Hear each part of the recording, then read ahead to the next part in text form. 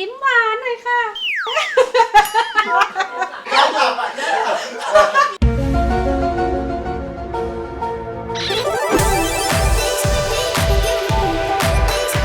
คือจริงแล้วเราทำเมนูกันเนี่ยเราตัวเราทำให้ลูกหรือว่าเราทำให้ตัวเราเอง เริ่มก่อนอื่นก็คือลูกมันยังไม่รู้ว่าชอบอะไรหรือไม่ชอบอะไรใช่ไหมเราก็เริ่มจากที่เราชอบก่อน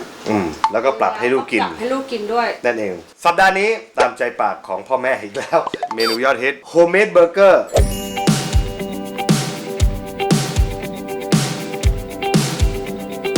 เริ่มก่อนเลยวันนี้นะครับเบอร์เกอร์ที่เราจะใช้เป็นนะครับผมเนื้ออกไก่บดดีต่อร่างกายมากๆแต่ต้องให้สุกจริงๆแล้วเนี่ยเราตั้งใจว่าเราจะเอาตับไก่ที่มีธาตุเหล็กสูงมีวิตามิน B2 แต่ว่าการที่เราใช้ตับไก่เนี่ยมันอาจจะยุ่งยากที่มันอาจจะมีเส้นเอ็นมีเยื่อของตับแต่เดี๋ยวนี้ไม่ต้องห่วงแล้วเพราะว่าอยู่ดีๆนี่ครับผมเขาก็มีผงอาหารฟรีซดรายในปริมาณที่อยู่ในซองเท่านี้เนี่ยเท่ากับตับไก่ถึงขั้นประมาณ4ชิ้นเลยทีเดียวโปยเล้งเดี๋ยวนี้เขาก็มีเป็นผงแล้วเหมือนกันข้าวโพดฟักทองเนื้อไก่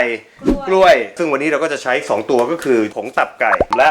ผงโปยเล้งนี่ก่อนอื่นเลยเป็นตับไก่ก่อนครึ่งซองอันนี้เราก็จะคลุกเข้าไปก่อนกลิ่นดีด้วยปรุงเล็กน้อยนะฮะอันนี้คือหอมหัวใหญ่ครับสับให้ละเอียดคุณประโยชน์ของหอมนะครับก็คือช่วยลดการอุดตันในเส้นเลือดทำให้หัวใจเนี่ยดีด้วยช่วยลดการอุดตันในเส้นเลือดนะครับสำหรับหอมหัวใหญ่ต้นหอมอันนี้ก็ดีลดโรคกระดูกพรุนความหวานธรรมชาติจากข้าวโพดก็ใส่เป็นทั้งเม็ดได้เลยนะครับแบบนี้นะครับสำหรับแครอทก็ทุกอย่างนะครับผมสับละเอียดนะครับเพื่อให้สุกง่ายขึ้นครับ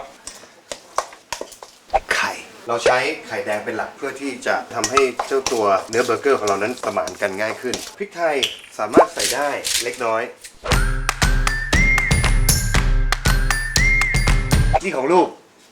นี่ของพ่อกับแม่วันนี้เนื่องจากที่เราจะทำเบอร์เกอร์ให้กับลูกเราก็คงไม่อยากที่จะไปเซียหรือว่าไปจี่เจ้าตัวเนื้อเนี่ยกับกระทะนานๆเพราะไม่งั้นจะเกิดความเกรียมอย่างแน่นอนเพราะฉะนั้นเราจะใช้ประโยชน์ของการนึ่งการสตีมให้เนื้อไก่สุกนะครับผมมันก็จะทำให้เนื้อไก่ได้ยังจูซี่นะครับผมมีความชุ่มชื้นของเด็กเนี่ยน่าจะอยู่ประมาณ 3-5 นาทีก็น่าจะสุกแล้วส่วนของผู้ใหญ่เนี่ยด้วยความที่หนาประมาณ 8-10 นาทีเราจะเซียเบอร์เกอร์ของผู้ใหญ่ทานเนยได้ของเด็กไม่จำเป็นเอาขนมปังของลูกเนี่ยมาเซียก่อนเซียไปแบบนี้เริ่มกรอบของเด็กนี่ไม่ต้องเยอะนะครับ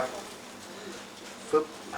นี่ลงไปเลยในขณะเดียวกันก็คุณก็มาที่ซึ่งนึ่งนะฮะโอ้โหของลูกน้อยเสร็จแล้วเดี๋ยวของผู้ใหญ่เราจะไป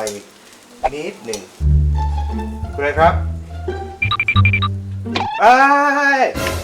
จะเช็คดูว่าสุกหรือเปล่าโอเคเชิญครับขอโทษครับขอโทษครับ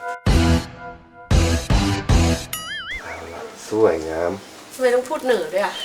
สวยงามไม่รู้เหมือนกันเธอล้อแม่ฉันเหรอ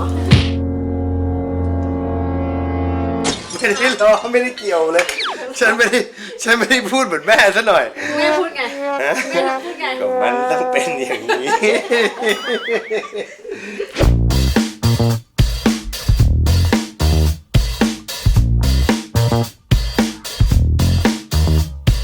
คราวนี้ของผู้ใหญ่เรายังเหลือหอมหัวใหญ่อยู่เพราะฉะนั้นเราใช้หอมหัวใหญ่เนี่ยมาทำ caramelized onion หรือว่าคาราเมลหัวหอมนั่นเองนะครับเราก็ผัดหอมไปเรื่อยๆแบบนี้นะครับไม่ต้องใช้น้ำมันจนเขาเริ่มนิ่มขึ้นมานะฮะแล้วก็เริ่มแบบเปลี่ยนสีนะครับพี่แอนครับผมในช่วงที่พี่แอนว่างอยู่นี่ครับผมพี่แอนจะต้องใช้นี่คุณประโยชน์ของโปยเล้งเพื่อทำเป็นเหมือนซอสขึ้นมาก็แค่ผสมน้ำเข้าไปพอหอมเราเริ่มเปลี่ยนสีแล้วนะครับเราจะใช้น้ำตาลโรยลงไปก่อนนะครับผมให้เกิดความเป็นคาราเมลขึ้นมาดูสีนี่นะครับให้เข้ากันแบบนี้คือธรรมชาติมากๆเลยนะคะน้ำมาแล้วครับโอเคก็ได้เป็นแบบว่าเข้มข้นเลยใน1ซองเนี่ยเท่ากับผักประมาณ80 กรัมพอหอมของเรานะครับผมเริ่มนิ่มนะฮะเราก็จะใส่บัลซามิกเนี่ยหรอบัลซามิกลงไปแบบนี้คราวนี้สิ่งที่ว่าเราจะรู้สึกว่ามันได้ที่ยังไงก็คือเวลาบัลซามิกมันจะมีความฉุนก็ผัดไปเรื่อยๆจนตัวนั้นมันอ่อนลงไปหายลงไปแล้วหอมก็เริ่มนิ่มเสร็จเรียบร้อยในกระทะเดียวกันเลยนะฮะเราก็จะเอาเบอร์เกอร์ผู้ใหญ่ปั๊บคุณนะครับคุณเอามัสตาร์ดกับมายองเนสผสมให้เป็นมัสตาร์ดเมโยหน่อยครับชีสก็สามารถลงไปเลยนะครับแล้ววับก็สงสัยมาตั้งนานว่าทำไมถึงเรียกมัสตาร์ดเมโยจริงๆมันก็คือมัสตาร์ดกับมายองเนสแล้วทำไมไม่เรียกว่ามัสตาร์ดมายองอ่ะก็มัสตาร์ดกับมายองเนสแล้วทำไมไปเรียกมัสตาร์ดเมโยก็เขาเรียกเมโยเนสก็ไม่ได้เรียกมายองเนสเขาเรียกมายองเนสอ้าวเหรอว้าวสุดยอดแค่นี้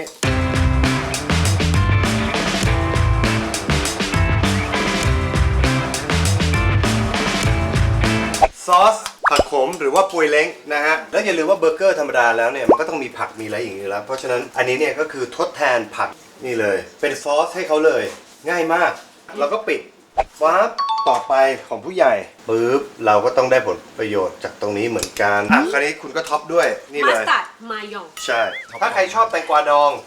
ก็ใส่ไปนะฮะและ caramelized onion เรียบร้อยสำหรับเมนูเบอร์เกอร์ของเด็กและผู้ใหญ่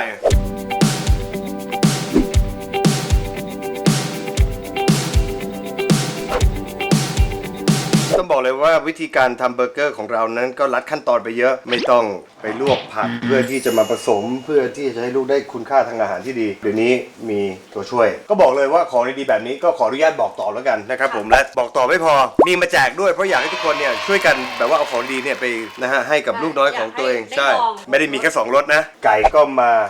ฟักทองก็มากล้วยก็มาจบด้วยข้าวโพดอยากลองรสไหนพิมพ์คำว่า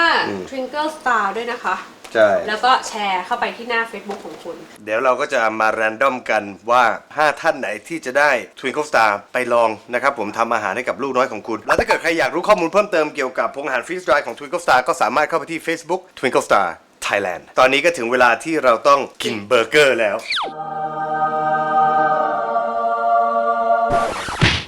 นั่น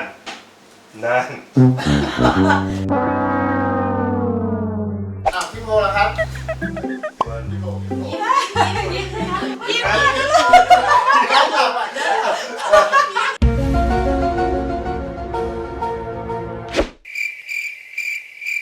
แต่ขอชิมของลูกหน่อย อร่อยไหม คอนเฟิร์ม อร่อยมากเวอร์ ดูพี่โพสิคะ ยิ้มหวานหน่อยค่ะนั่นแน่